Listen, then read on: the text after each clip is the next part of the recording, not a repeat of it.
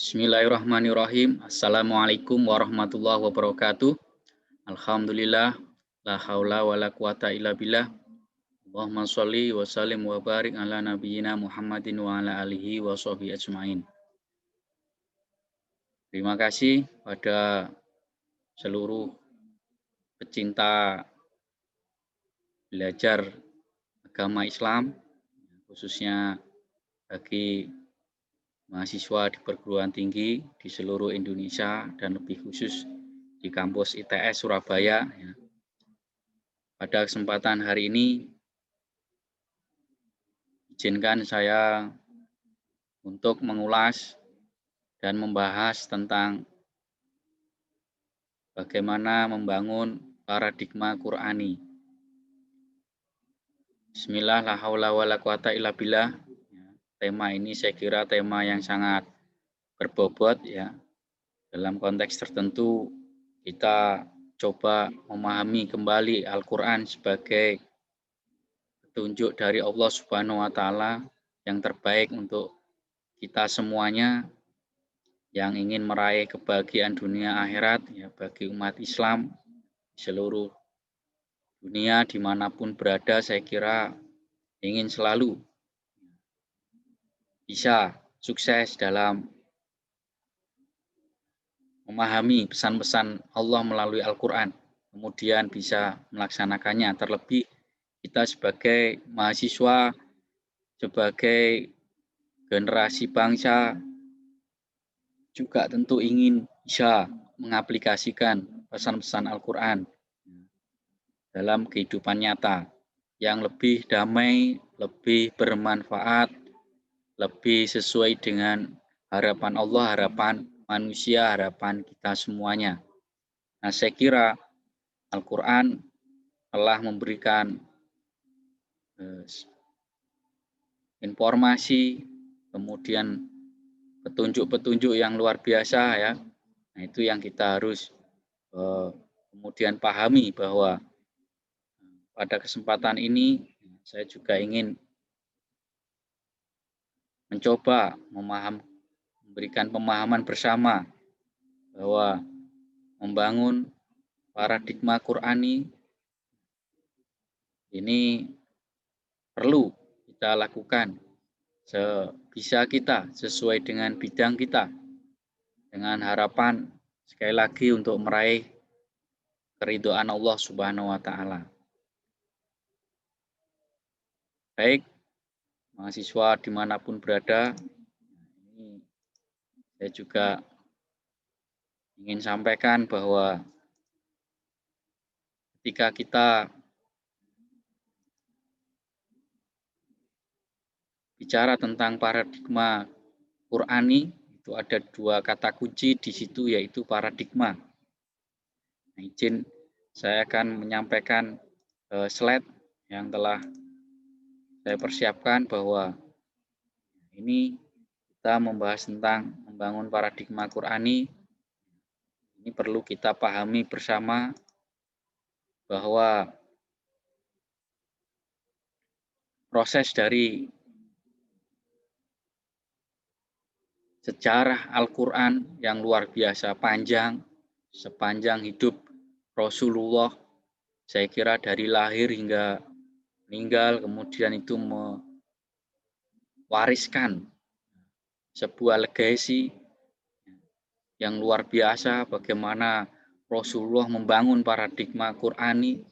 Nah, tentu kita pada kesempatan ini juga bisa mencoba memahami sejarah keteladanan Rasulullah dalam membangun paradigma Qur'ani dalam kehidupan. Karena Rasulullah adalah dicatat oleh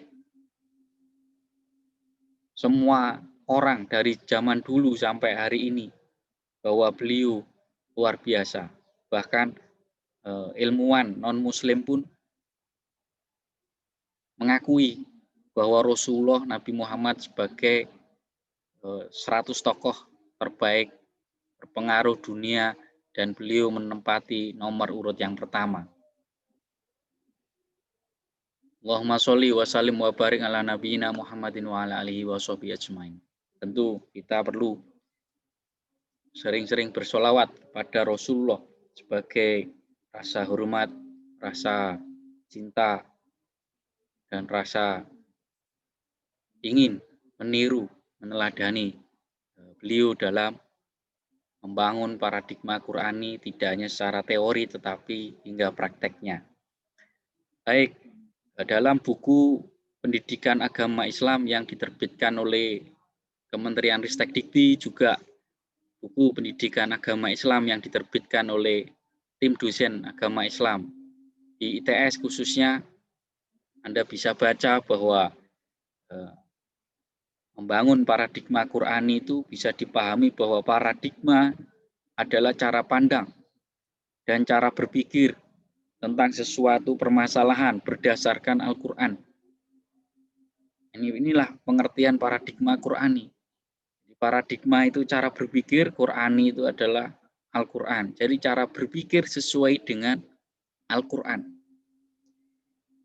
Kita tahu bahwa dalam Al-Quran itu mengandung sebuah petunjuk yang sempurna. Kaitannya dengan urusan-urusan dunia hingga urusan-urusan akhirat. Mungkin kita belajar disiplin ilmu ya, di departemen masing-masing, di jurusan masing-masing itu, terutama di ITS, saya kira kaitannya lebih banyak urusan-urusan dunia. Nah, dalam Al-Quran itu juga dibahas urusan-urusan dunia sesuai bidang kita, semuanya. Hanya saja itu sifatnya universal. Misalnya, kita ambil contoh bahwa ketika kita kuliah dalam jurusan masing-masing, itu ada pesan dalam Al-Quran bahwa kaitannya kita harus belajar. Jadi mahasiswa harus belajar sesuai dengan disiplin ilmu yang saat ini ditekuni. Nah, ini penting. Saya kira buat semuanya untuk selalu dan selamanya belajar. Kemudian apa yang harus dipelajari? Itu sesuatu yang bermanfaat. Nah, Anda kuliah di situ akan diajari oleh semua dosen. Yang intinya adalah ilmu-ilmu yang diberikan adalah ilmu-ilmu yang bermanfaat. Jadi Anda dikasih modal ilmu, modal akademik. Modal akademik itu bisa berguna untuk masa depan. Nah, intinya adalah awal dari semua itu juga terinspirasi. Bisa kita justifikasi bahwa ada kontribusi Al-Quran untuk supaya semua belajar yang bermanfaat. Juga demikian yang mengajarkan harus juga berorientasi pada kemanfaatan. Ada nilai guna, nilai tambah bagi siapapun yang belajar, terutama kepada dosen dan lain sebagainya. Nah, ini kita perjelas kembali bahwa Al-Quran banyak pesan yang luar biasa mengenai kehidupan dan dapat dirumuskan menjadi teori-teori yang empiris dan rasional sesuai dengan semangat kita untuk selalu belajar. Kemudian yang tidak kalah penting, slide berikutnya ini kita juga akan melihat bagaimana Al-Quran itu juga sesungguhnya memberikan pesan yang penting buat kita kaitannya dengan membangun paradigma Qur'ani, terutama berkaitan dalam konteks kehidupan modern.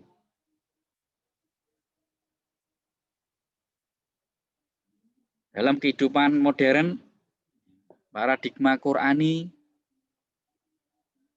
ini dalam buku pendidikan agama Islam diharapkan kita selalu berusaha tetap meluruskan akidah, keimanan kita, ketauhidan kita dalam kaitan hubungan kita dengan Allah Subhanahu wa taala, kaitannya dengan hubungan dengan Sang Pencipta, bahwa dunia ini ada yang menciptakan, yaitu Tuhan yang Maha Esa, Allah Subhanahu wa taala. Di dalam ajaran Islam yang kita yakini. Ini penting kita dalam kehidupan modern, dalam kehidupan kontemporer, postmodern, dan apapun namanya, kita tetap harus menjaga kualitas dan kuantitas iman dan takwa kita kepada Allah Subhanahu wa taala. Yang kedua, kita harus juga meneguhkan kemuliaan manusia dan hak manusia. Nah, dalam konteks ini artinya kita tidak boleh lupa bahwa kita hidup di dunia ini ada relasi sosial, ada hablum minan nas, ada hubungan horizontal antara kita dengan sesama. Maka sudah seharusnya kita respect, hormat menghormati dalam perbedaan, dalam yang lainnya kita menghormati. Kita juga saling memuliakan, saling mengasihi. Nah, ini adalah sifat-sifat, sikap-sikap, karakter-karakter, nilai-nilai yang juga harus utamakan dalam ajaran Islam, terutama sesuai dengan pesan Al-Quran. Kita harus menjaga jiwa, kita harus juga menjaga kebaikan. Tidak lupa bahwa yang ketiga, paradigma Qur'ani yang sangat penting bagi kehidupan modern juga kaitannya dengan mengarahkan manusia agar selalu beribadah secara baik dan benar. Nah, ini jadi ada kaitannya. Dalam kehidupan modern ini kita tidak boleh lupa bahwa kita harus tetap menjaga hubungan vertikal antara hamba dengan Sang Pencipta, antara kita sebagai manusia dengan Allah Subhanahu wa taala. Bagaimana kewajiban-kewajiban yang harus kita tunaikan, yang harus kita kerjakan. Nah, ini saya kira penting buat semuanya, buat saya juga dan Anda untuk selalu memahami, untuk selalu mengamalkan pesan-pesan Al-Quran dalam kehidupan modern seperti ini. Ya, kita tahu bahwa dalam kehidupan modern semuanya terlihat serba luar biasa. Tetapi dalam kehidupan modern tidak sedikit godaan, tantangan ya, yang bisa kita temui, yang kita hadapi. Bahkan kemajuan teknologi, kemajuan internet. Ya, sekarang kita kuliah juga online. Nah, ini saya kira tantangan-tantangan, perbedaan-perbedaan dalam kehidupan modern juga tidak luput membuat kita tetap harus berdasarkan Al-Quran mengedepankan kebaikan, keharmonisan. Kemudian juga pesan-pesan yang baik yang perlu juga kita pahami bersama.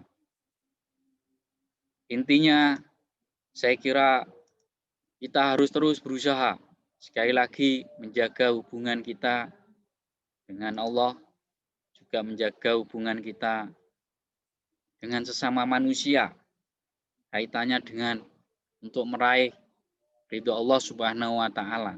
Jadi dalam perkuliahan agama Islam, membangun paradigma Qur'ani, kita jadikan Al-Qur'an sebagai petunjuk sebagai pedoman, sebagai halnya atau sebagaimana para nabi dan rasul itu juga selama hidupnya selalu memperhatikan hubungan-hubungannya dengan Allah, dijaga, diperhatikan, hubungan vertikal, hubungan hablum minallah, kemudian kaitannya dengan juga ibadah yang harus kita lakukan.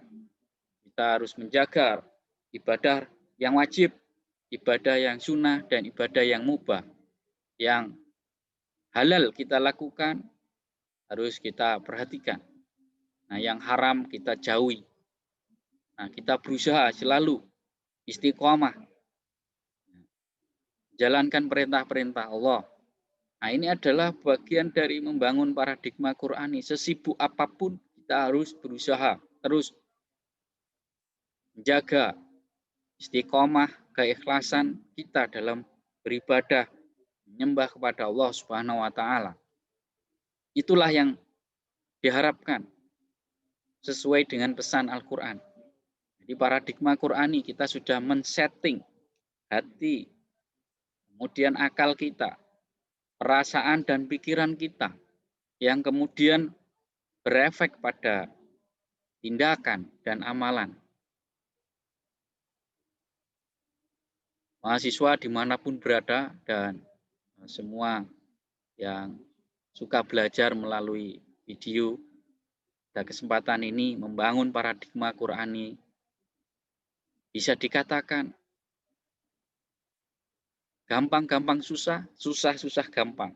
Kalau kita memohon kepada Allah, memohon keridhaan Allah supaya diberikan kemudahan, insya Allah itulah akan membuat hal yang sulit jadi mudah.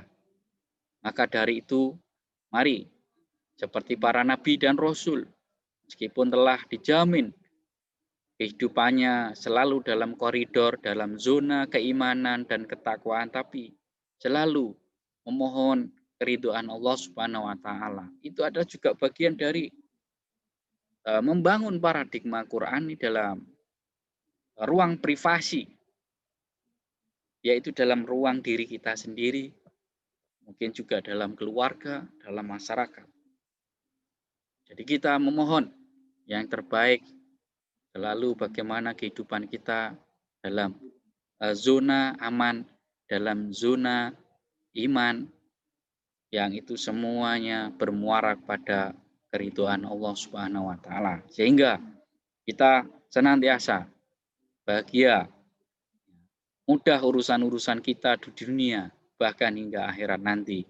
Karena itulah tujuan sesungguhnya membangun paradigma Qur'ani. Kita sekali lagi beruntung, bahagia dunia akhirat. Jadi sukses dunia juga sukses di akhirat. Sekali lagi, mari kita terus berusaha dan berdoa kepada Allah. Itu adalah bagian dari pesan penting dalam membangun paradigma Qur'ani. Jadi tidak cukup kita hanya berusaha, juga tidak cukup kita hanya berdoa. Penting dua-duanya. Kita harus berusaha berdoa ya, berusaha berdoa, begitu. Saya kira pesan penting dalam Al-Qur'an, pesan penting dalam perkuliahan agama Islam, termasuk di ITS Surabaya. Di kelas yang Pak Khairul juga sampaikan ini, juga di kelas dosen-dosen yang lain. Intinya sama, semangatnya sama, bahwa ini paradigma Qur'ani yang sangat perlu dipahami bersama, bahwa memang manusia kadang dalam kehidupan modern lupa, tugasnya lupa, yang seharusnya juga dilakukan, tidak saja kaitan dengan dunia, tetapi juga akhirat. Akhiratlah sesungguhnya kebutuhan kehidupan abadi yang dirindukan oleh semuanya. Oleh karena itu penting bagi kita semangat beramal, semangat bekerja kaitannya dengan dunia, tetapi juga bagaimana kita juga saling mendukung, berparadigma Qur'ani. Nah, saya kira ini yang keempat, ini mengajak manusia menyucikan rohani. Dalam kehidupan modern kadang sekali lagi banyak mungkin dalam kutip kotoran-kotoran yang membuat kita harus kembali suci. Nah, biasanya kita merayakan hari raya kembali suci atau Idul Fitri. Nah, itu maka di situ kita tidak lupa sebelumnya adalah berpuasa. Nah, berpuasa adalah bagian dari menyucikan rohani, termasuk juga mengamalkan perintah-perintah Allah yang lain. Itu sesungguhnya bagian dari ini, mengajak manusia menyucikan rohani.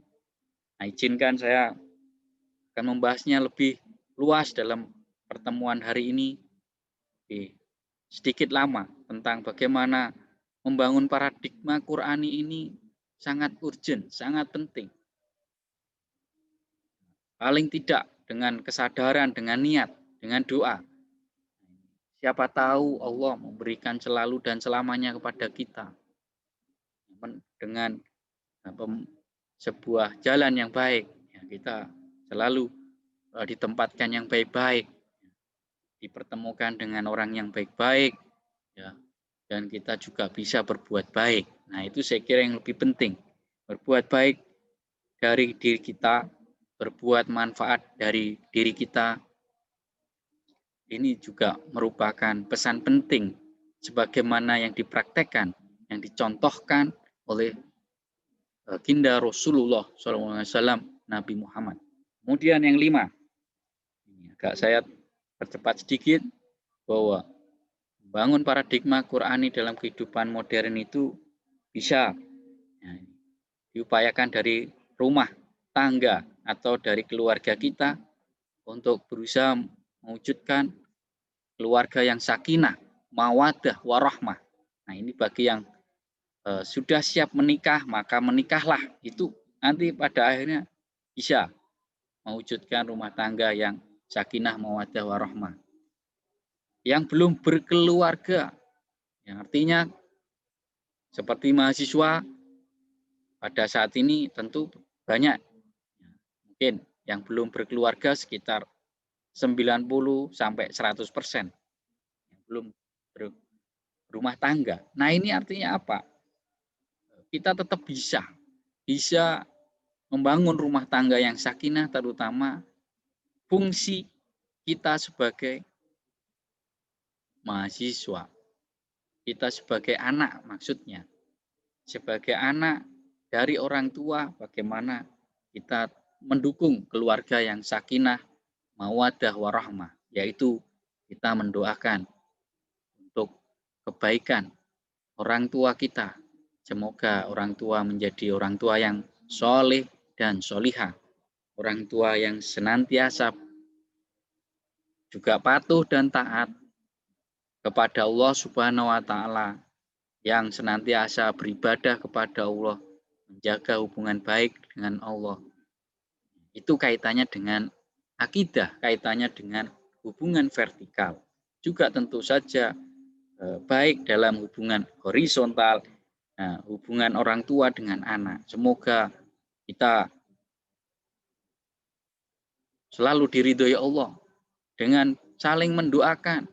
Orang tua mendoakan anak, anak mendoakan orang tua. Ini saya kira proses mewujudkan atau membangun rumah tangga yang sakinah, mawaddah, warahmah.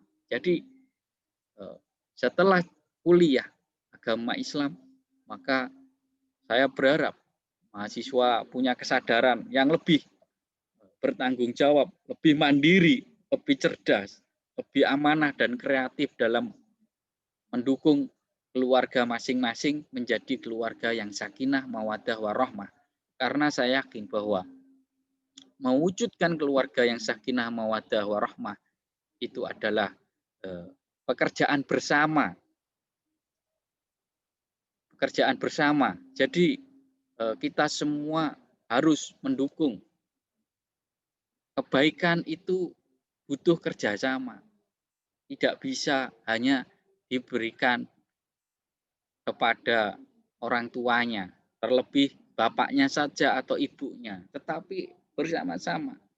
Bahkan membangun rumah tangga yang sakinah, mawaddah, warahmah. Itu juga bisa dilakukan kerjasama antara istri dan suami. Nah, kalau kita tadi anak dengan orang tua, nah istri dan suami juga saling mendoakan. Istri yang solihah mendoakan suaminya agar senantiasa soleh, sesibuk apapun juga tetap beribadah. Demikian pula bapak atau suami yang soleh mendoakan istrinya semoga menjadi istri yang solehah. Itu juga diteladankan oleh para nabi dan rasul. Seperti misalnya kita dengar doa dalam Al-Quran. Rabbana hablana min azwajina wa dzurriyyatina qurrata a'yun waj'alna lil muttaqina imama. Nah, ini saya kira adalah pesan Al-Quran. Itu adalah ajaran Quran. Nah, kita membangun paradigma Qurani dalam level keluarga. Saya kira bisa dilihat bagaimana sejarah masa lalu yang dipraktekkan para nabi dan rasul membangun paradigma Qurani dalam keluarga, khususnya menciptakan suatu proses menuju sakinah mawaddah warahmah. Itu butuh saling kerjasama antara orang tua dengan anak, anak dengan orang tua, anak dengan anak. Orang tua, suami istri saling mendoakan. Tadi itu doa yang bisa kita temukan dalam Al-Quran. Yang intinya adalah membina keluarga yang baik, yang diridhoi Allah, yang dirahmati oleh Allah. Itu saya kira keluarga yang selalu senantiasa menjaga hubungan baik antara keluarga dengan dengan Tuhan, dengan Allah Subhanahu wa taala, kaitannya dengan kewajiban beribadah dalam rukun Islam. Nah, saya kira itu luar biasanya Islam ya, mengharapkan kita semua senantiasa berpedoman dengan petunjuk dari Allah, yaitu Al-Quran. Nah, Al-Quran kita jadikan dasar untuk membangun kehidupan yang kita jalani dalam kehidupan ini, itu sesuai dengan perintah-perintah Allah.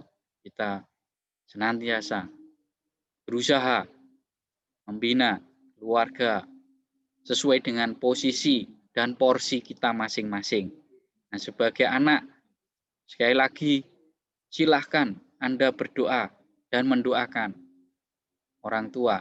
Minta doa orang tua, itu juga bagian dari membangun paradigma Qurani. Untuk menjadi anak yang soleh, anak yang baik, Anda lebih cepat.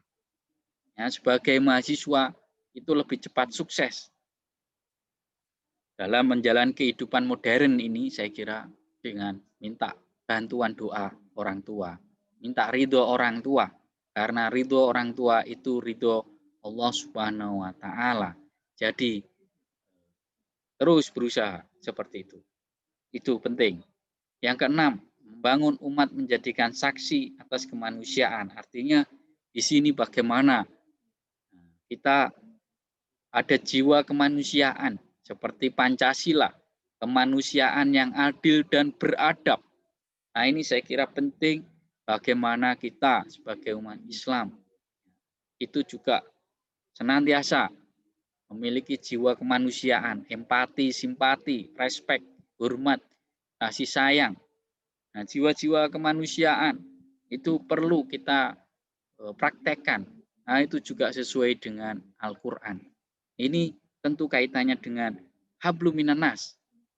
Nah, kita harus benar-benar care. Ini sesuai dengan kemampuan kita, sesuai dengan bidang kita. Saya kira ketika ada musibah, kita kemudian mendoakan atau kemudian juga membantu donasi uang, donasi amal.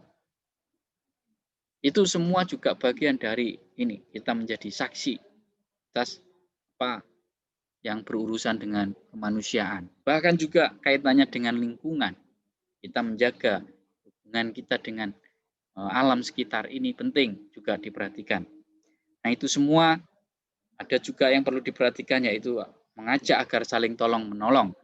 Di Al-Quran berikan pesan penting yang sangat jelas pada kita untuk selalu wa ta'awanu 'alal birri wa taqwa wa la ta'awanu 'alal ismi wal 'udwan. Nah, ini penting. Jadi bagaimana kita selalu berusaha untuk senantiasa juga tolong-menolong sesuai dengan keikhlasan dan kemampuan kita, sehingga yang ditolong itu senang, yang ditolong itu bahagia, dan kita sendiri sebagai yang menolong jauh lebih bahagia ketika Allah meridhoi apa yang seharusnya, apa yang tentunya harus kita lakukan. Bahwa satu dengan yang lain kita harus tolong-menolong. Dalam budaya di Indonesia itu adalah gotong royong, tapi ini gotong royong dalam kebaikan dan ketakwaan. Wa ta'awanu 'alal birri wa taqwa. Jadi yang sudah pinter itu mengajari yang belum atau membantu. Nah, ini saya kira bagian dari tolong-menolong. Nah, saya kira juga dosen mengajari mahasiswa, kemudian mahasiswa mungkin juga saling belajar dengan mahasiswa yang lain. Itu dalam konteks tertentu juga bagian dari tolong-menolong. Nah, berikutnya lagi yang penting kita pelajari bersama kaitannya dengan membangun paradigma Qur'ani, yaitu kaitannya dengan memahami dua tugas utama kita semua sebagai manusia. Posisinya apapun, kita sama tugasnya. Ya, dalam perspektif Al-Quran, nah, kita diinformasikan atau sudah kita diingatkan oleh Allah Subhanahu wa taala bahwa kita hidup yang pertama sebagai hamba Allah, kita harus sebagai Abdullah, harus menyembah sesuai tuntunan, sesuai dengan anjuran, sesuai dengan instruksi Allah Subhanahu wa taala. Yang paling jelas adalah kaitannya tugas kita sebagai Abdullah atau hamba Allah itu adalah ada perintah wajib, terutama perintah untuk beribadah kepada Allah dalam rukun Islam, dari syahadat, sholat, puasa, ya, zakat, puasa, dan naik haji bagi yang mampu dan yang diridhoi Allah Subhanahu wa taala, yang ingin diridhoi Allah Subhanahu wa taala. Nah, ini saya kira penting. Kita semuanya harus berusaha memahami dua tugas kita. Yang pertama sekali lagi ya, kita sebagai Abdullah harus menyembah pada Allah. Yang kedua sebagai Khalifatullah, kita sungguhnya diciptakan oleh Allah juga menjadi pemimpin di muka bumi ini sesuai dengan bidang kita. Tugas tadi yang pertama sebagai Abdullah itu jelas di dalam Al-Quran. Allah menyampaikan bahwa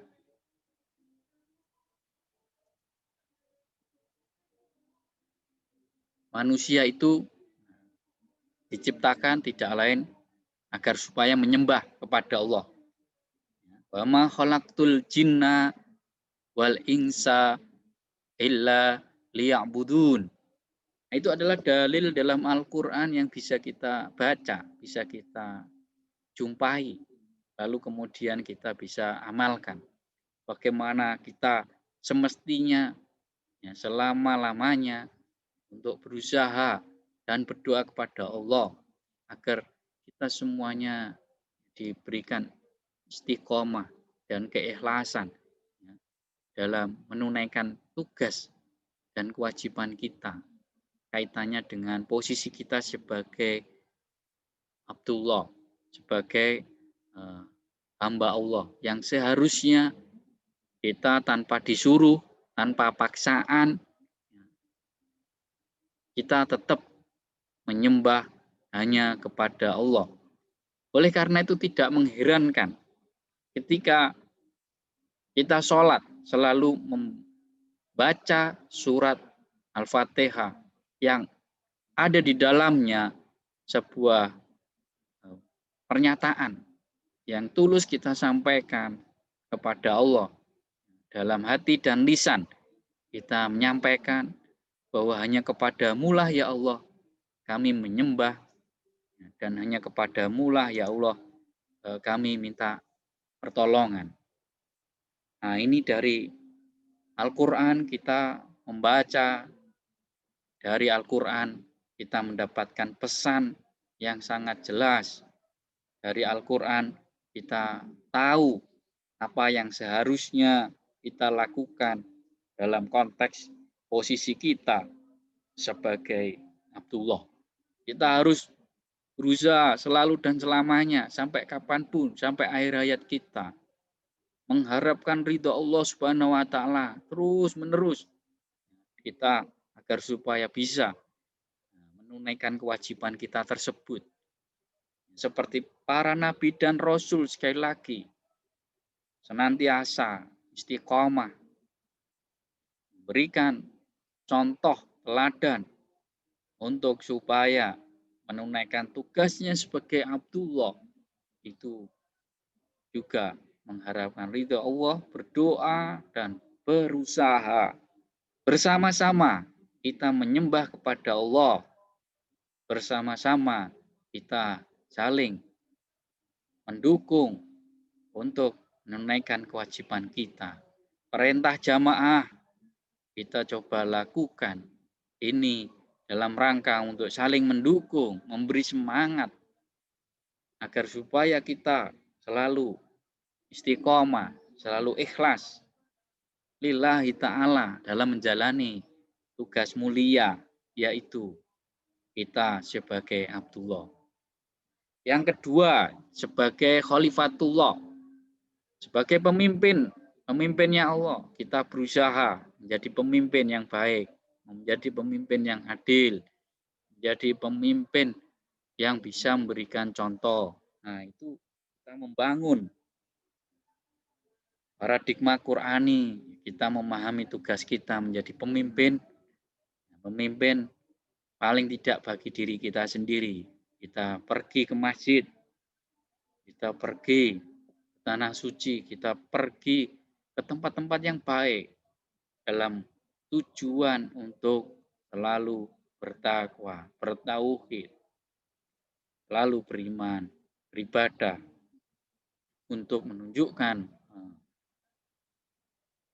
tanggung jawab kita sebagai manusia di hadapan Allah.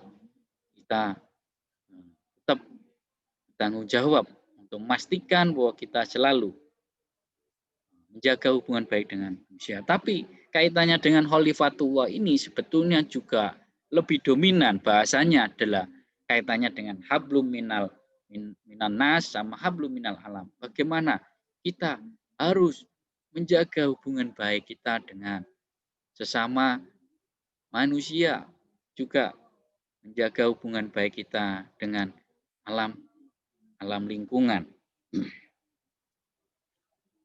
Sekali lagi, tugas kita sangat banyak, tetapi intinya di dalam Al-Quran kita diharapkan untuk menjadi pemimpin. Kita harus mau dan bisa menjaga hubungan kita dengan sama. Ya, sebaik-baiknya kita coba. Kita juga menjaga alam lingkungan. Ya, kita harus berusaha membangun bersama masyarakat, membangun bersama-sama yang lain, gotong royong. Nah, kita menanam pohon, ini menjaga lingkungan, kita menjadi Khalifatullah. Nah, ini penting. Nah, kita semua komitmen bersama membangun alam ini, membangun lingkungan. Kita semua menjadi pemimpin. Nah, pemimpin untuk kebaikan masyarakat, memimpin untuk kebaikan lingkungan, keselamatan lingkungan. Nah, jadi ada masalah banjir, global warming, climate change. Nah, kita peduli. Dalam konteks ini kita menunjukkan bahwa kita sebagai khalifatullah bertanggung jawab menjaga keseimbangan ekosistem, menjaga lingkungan. Nah, ini penting. Saya kira banyak sekali yang kita lakukan dan bagaimana ini kita dasari sebagai upaya membangun paradigma Quran. Kita menjalankan perintah-perintah Al-Quran. Al-Quran itu made in Allah. Jadi kita menjalankan perintah Allah. Dalam Al-Quran kita harus menjadi khalifatullah, menjadi pemimpinnya Allah di dalam kehidupan dunia ini. Dalam Al-Quran dikatakan, ya, inni ja'ilun fil ardi khalifah. Sesungguhnya aku menciptakan semua di bumi ini, manusia ya, fil ardi khalifah, sebagai khalifah. Nah ini kita bagaimana menjaga bumi, menjaga lingkungan, damai di bumi, damai di hati. Nah, kira juga damai di langit, kemudian itu semua membuat kita aman. Menjaga alam itu menjaga keselamatan semuanya. Kalau alam ini baik, kita baik. Coba kalau alam ini rusak, alam ini hancur, maka kita tidak bisa beribadah, tidak bisa melanjutkan amal perbuatan. Na'udzubillahi min dzalik. Oleh karena itu, sebagai umat Islam, mari kita selalu berusaha saling mendukung juga menjadi khalifatullah, menjadi pemimpin yang baik. Ini perlu kita sadari sejak dari pikiran, sejak dari perasaan bahwa ternyata memang kita sudah seharusnya untuk selalu bagaimana berkomitmen dalam kebaikan dan kemanfaatan sebagai pemimpin. Pemimpin tentu juga sesuai bidang masing-masing. Ketika menjadi mahasiswa itu maka menjadi pemimpin tugasnya adalah belajar agar supaya orang tua yang membayari kita atau siapapun yang mendukung biaya kita, kita tambah dipercaya karena bertanggung jawab. Kita diberi tugas oleh dosen, kita kerjakan sehingga akan mendapatkan apresiasi bahkan nilai yang sesuai harapan. Itu semua saya kira adalah bagian penting kita menjadi sosok yang khalifatullah yang diharapkan Allah, yang menjadi pemimpin yang senantiasa mengarahkan kekompakan, bersamaan itu dalam kebaikan. Nah, mahasiswa dan semua yang belajar agama Islam saya kira selalu berusaha membangun paradigma Qurani ini dengan usaha yang sungguh-sungguh kita menjadi khalifatullah, kita menjadi pemimpinnya Allah bagi diri kita sendiri, bagaimana menjaga hati, lisan, perbuatan itu semua bagian dari juga memimpin. Ya, bolehlah kita sebagai orang Surabaya ya ketemu atau kuliah di Surabaya ketemu orang-orang Surabaya, tapi bagaimana tetap lisan kita jaga. Kita menjadi pemimpin ketika sudah menjaga. Langkah kita kemanapun itu adalah bagian dari kepemimpinan diri kita. Kita pergi ke masjid, kita pergi ke mall, kita pergi kemanapun. Ya, tidak masalah yang itu semua kalau tujuan-tujuannya bahkan juga sudah jelas itu arahnya arah yang baik, yang senantiasa bagus. Nah, Anda kuliah itu mengarahkan diri Anda. Anda menjadi pemimpin bagi diri Anda. Itu meningkatkan ilmu, kemudian nanti amal, dan kemudian kesuksesan. Nah, itu semua adalah bagian dari implementasi membangun paradigma Qurani. Itu berdimensi kebaikan untuk diri, keluarga, masyarakat, bangsa, hari ini dan hari esok. Luar biasa saya kira apapun yang kita lakukan itu kaitannya dengan materi, membangun kita membangun paradigma Qur'ani ya. Kita memahami dua tugas. Manusia siapapun, dimanapun, sampai kapanpun, itu dalam perspektif Al-Quran. Ada dua ini di dalam Al-Quran yang sangat harus diperhatikan. Insya Allah dengan begitu kita akan selamat dan bahagia dunia dan akhirat. Karena di satu sisi kita harus menyembah pada Allah, menjaga hubungan baik dengan Allah. Di sisi lain kita harus menjaga hubungan dengan sesama manusia dan alam sekitarnya. Berikutnya lagi, hal yang saya kira perlu dipahami kaitannya dengan materi membangun paradigma Qur'ani adalah kita berusaha diiringi dengan doa juga, yaitu ada dimensi sumber historis, filosofis, psikologis, sosiologis, dan pedagogis kaitannya dengan membangun paradigma Qur'ani. Kita tahu ada masa kejayaan pemasan Islam yang luar biasa, dan itu karena menjadikan Al-Quran sebagai paradigma kehidupan. Dan yang paling jelas dan tegas yang luar biasa itu adalah di masa-masa Rasulullah.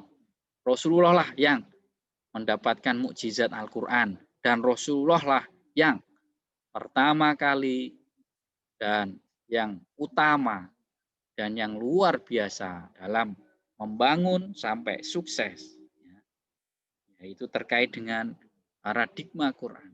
Rasulullah ya, sebagai penerima wahyu, sebagai ini juga mengamalkan luar biasa secara langsung dari Allah. Nah, kita meskipun ini ya tidak seperti Rasulullah, tapi kita setidaknya sudah bisa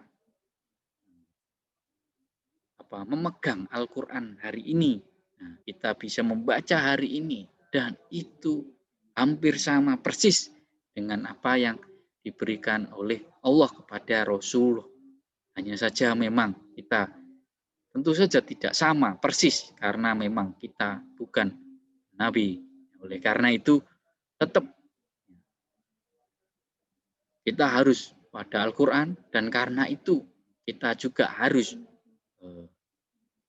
kembali pada hadis. Jadi dua wasiat penting di dalam ajaran Islam, yaitu Al-Quran dan hadis. Kalau Nabi tidak perlu hadis karena Nabi sudah jelas. Ya, kalau kita bukan Nabi, oleh karena itu harus berpedoman pada Al-Quran yang utama, kemudian hadis. Dua-duanya inilah yang sangat penting. Dua-duanya inilah yang luar biasa, saling melengkapi. Jadi Al-Quran luar biasa yang sifatnya universal, kemudian Rasulullah menerjemahkan dalam praktek kehidupan nyata, dan itu bisa kita teladani sebagai bentuk cinta kita kepada Allah melalui cinta kita pada Al-Quran dan cinta kita kepada Rasulullah. Kita berusaha mengamalkan apa yang telah dipraktekkan dalam hadis Rasulullah, apa yang diucapkan, yang dituturkan, kemudian yang diputuskan oleh Rasulullah berdasarkan Al-Quran. Jadi Rasulullah melalui hadis itu sudah sangat jelas bahwa Rasulullah membangun paradigma Qurani yang luar biasa. Sehingga Rasulullah sekali lagi sangat terkenal, pengikutnya luar biasa. Sampai hari kiamat akan tercatat bahwa Rasulullah adalah sosok yang luar biasa. Ya, pengaruhnya dan pengikutnya, semoga kita semuanya termasuk diridhoi Allah dan diperkenankan Rasulullah sebagai pengikutnya. Sekali lagi mari kita bersolawat kepada Rasulullah. Allahumma sholli wa sallim wa barik ala nabiyina Muhammadin wa ala alihi wa sahbihi ajma'in kama barakta ala Ibrahim wa ala ali Ibrahim bil alamin innaka Hamidum Majid. Dan semoga kita juga senantiasa diridhoi Allah. Oleh karena itu mari kita mengucapkan syukur alhamdulillahirabbil alamin. Alhamdulillahirabbil alamin. bahwa kita semuanya masih selalu diridhoi Allah untuk belajar Al-Quran, belajar Islam. Dan secara ini ya, sumber historis, filosofis, psikologis, sosiologis, dan pedagogis bahwa di dalam Al-Quran jelas ada nilai-nilai edukasi, ada nilai-nilai historis, nilai-nilai sejarah, ada nilai-nilai spiritualitas, ada nilai-nilai filosofis juga, kemudian sosialitas dan kaitannya dengan pendidikan. Nah, ini bisa ditangkap pesan-pesannya, kita bisa pelajari. Ini semua tentu butuh proses panjang selama hidup kita, dan kita jalani semaksimal kita, sebisa kita. Kita bagaimana bekerja, bisa kita belajar, dapat banyak tugas, kita kerjakan. Itu semua adalah bagian-bagian penting. Sekali lagi, Al-Quran turun tidak seperti hari ini kita terima langsung bisa banyak sekali, misalnya beli ini Al-Quran secara fisik ya, tetapi dalam sejarahnya Al-Quran turun tidak sekali proses, tapi ada proses panjang. Kita tahu ada dua lokasi yang sangat jelas di mana turunnya Al-Quran, yaitu di Makkah, yang kedua di Madinah, sehingga ada dua kategori ayat di dalam Al-Quran yang sering dipelajari dalam kajian-kajian ulumul Quran, yang telah kita juga mungkin tahu bahwa dalam ulumul Quran setidaknya kita mengetahui bahwa ada dua lokasi penting di mana ayat-ayat Al-Quran itu diturunkan oleh Allah melalui malaikat Jibril kepada Rasulullah Nabi Muhammad SAW, yaitu di dua lokasi, yaitu yang pertama di Makkah, sehingga ada tadi atau dikenal sebagai ayat-ayat Makkah, ayat-ayat Makkiyah, karena ayat itu diturunkan di lokasi Mekah, sekitar Masjidil Haram, di kawasan Jeddah dan sekitarnya, sampai di Arafah dan macam-macam. Intinya adalah di Makkah. Kemudian yang dua, setelah Rasulullah hijrah dari Makkah ke Madinah, perjalanan tempuh naik bis itu sekitar 6 jam. Jadi berapa kilo? Nah, itu lumayan. Jadi sudah melewati kabupaten. Seperti itu. Intinya adalah di dua lokasi, yaitu di Makkah dan Madinah. Nah, di Madinah itu dikenal dengan istilah surat Madaniyah, karena turunnya ayat itu ketika Rasulullah hijrah, ya, sudah di Madinah. Dan konten atau pesan yang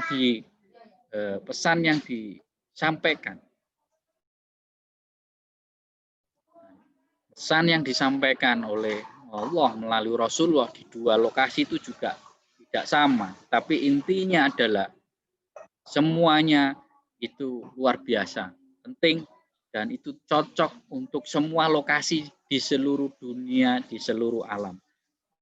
Meskipun tadi ya, sejarah Al-Quran diturunkan di tanah Arab, tetapi itu bukan berarti hanya untuk orang Arab.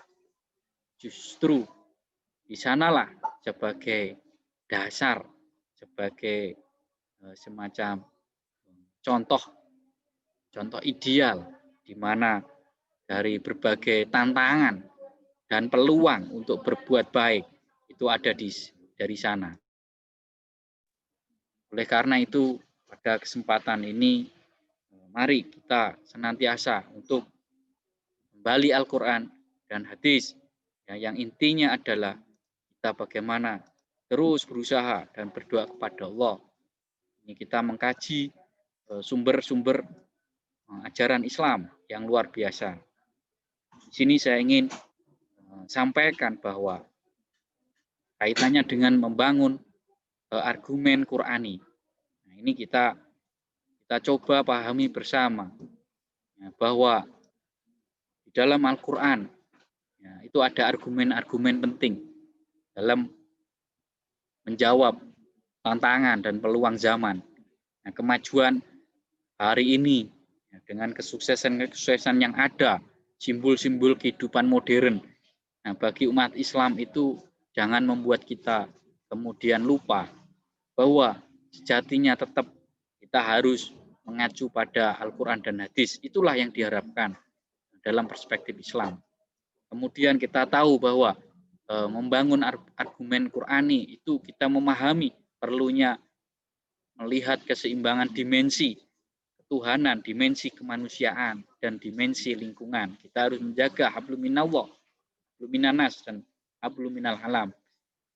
Sungguh beruntung bagi kita bisa menjaga keseimbangan tersebut, dan semoga Allah selalu meridhoi kita sehingga kita termasuk tergolong yang beruntung tersebut. Kita tahu juga bahwa membangun argumen Qur'ani sesungguhnya kita diharapkan untuk bisa menjadi problem solver, bukan menjadi problem maker. Kita tahu bahwa ada semacam tipe manusia yang kadang-kadang itu menjadi problem maker, pembuat masalah, atau part of problem, bagian dari masalah. Nah, justru dalam Al-Quran kita diharapkan untuk selalu berusaha ini ya, minta perlindungan pada Allah dari godaan setan. Nah, itu kita menghindarkan diri dari part of problem, bahkan problem maker. Nah, kita berdoa pada Allah, mohon kemudahannya untuk menjadi problem solver atau part of solution, bagian dari solusi minimal.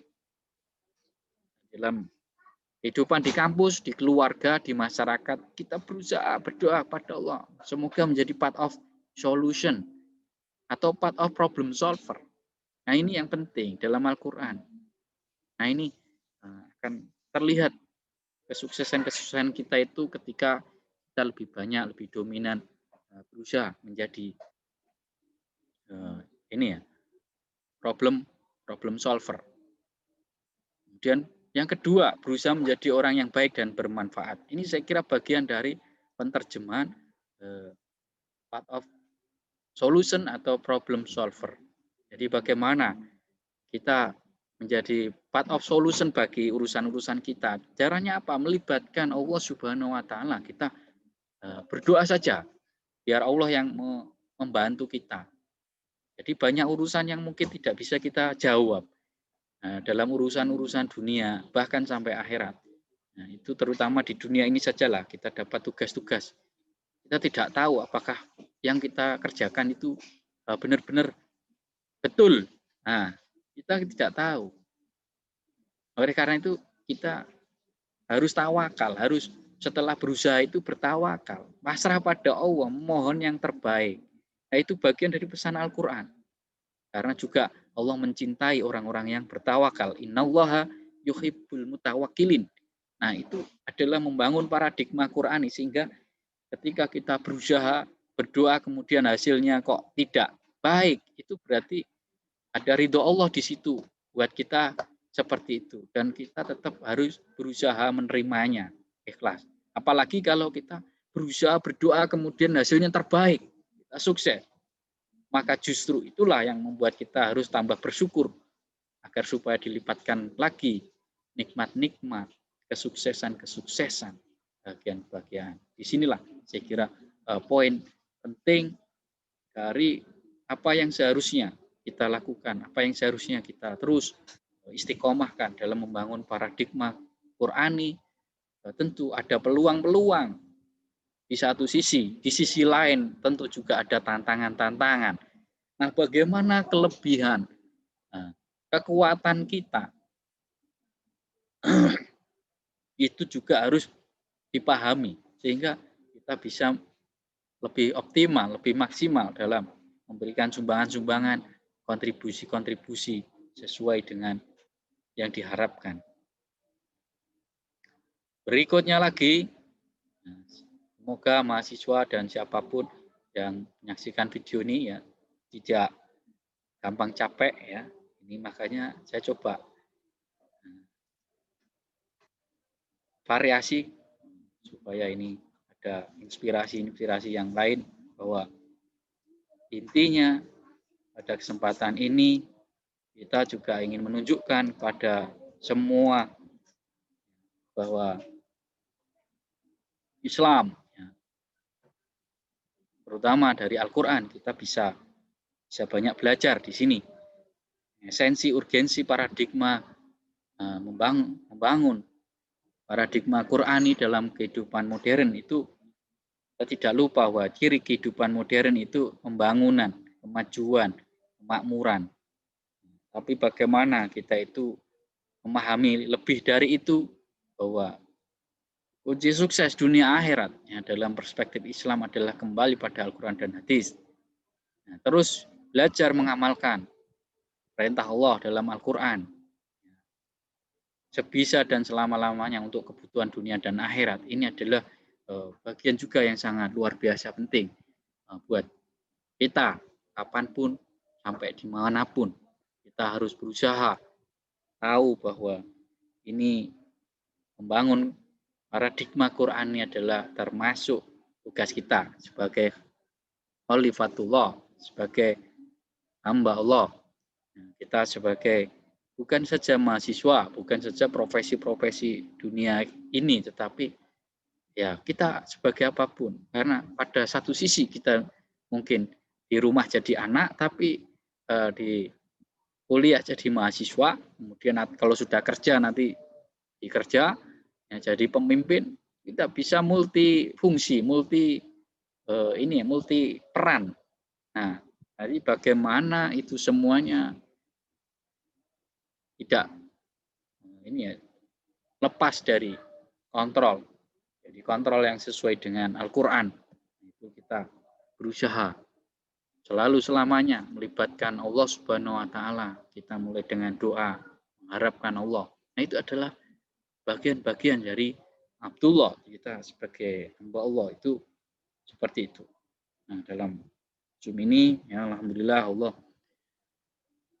dalam video YouTube ini ya alhamdulillah sekali lagi Allah meridhoi untuk bisa berbagi kepada semuanya, pada mahasiswa terutama yang belajar agama Islam. Nah, ini semoga bermanfaat buat Anda semuanya, juga buat saya pribadi. Ini semua kita niati, menambah ilmu, menambah semangat.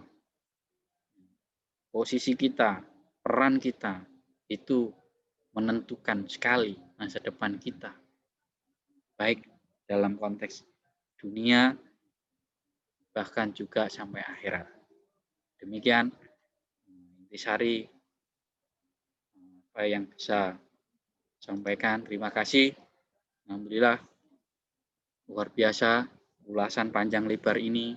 Intinya adalah mari kita semuanya senantiasa membangun paradigma Qurani, dimulai dari kita sebisanya, semaksimalnya selalu melibatkan Allah Subhanahu wa taala. Kita melalui Al-Qur'an itu kita jadikan pedoman. Semakin yakin kita bertauhid, kita semakin yakin bahwa harus mohon terus pada Allah agar diridhoi Allah untuk senantiasa istiqomah ikhlas lillahi ta'ala dalam menyembah hanya kepadanya, minta pertolongan kepadanya, juga melibatkan Allah dalam urusan-urusan kita, kaitannya dengan dunia hingga akhirat.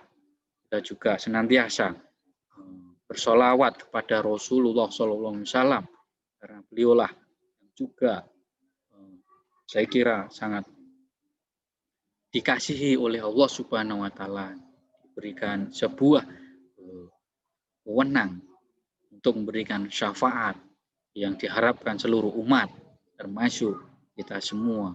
Semoga kita semua ini termasuk orang-orang yang beruntung, bahagia, dunia, beruntung, sukses, urusan juga di akhirat dalam ridho Allah Subhanahu wa taala. Demikian intisari yang saya sampaikan, semoga ada manfaatnya sekali lagi untuk Anda dan kita semuanya. Qulu qauli hadza astaghfirullah. Subhanallah wa bihamdika asyhadu alla ilaha illa anta astaghfiruka wa atubu ilaik. Demikian saya akhiri, sampai jumpa lagi di video dan materi berikutnya. Assalamualaikum warahmatullahi wabarakatuh.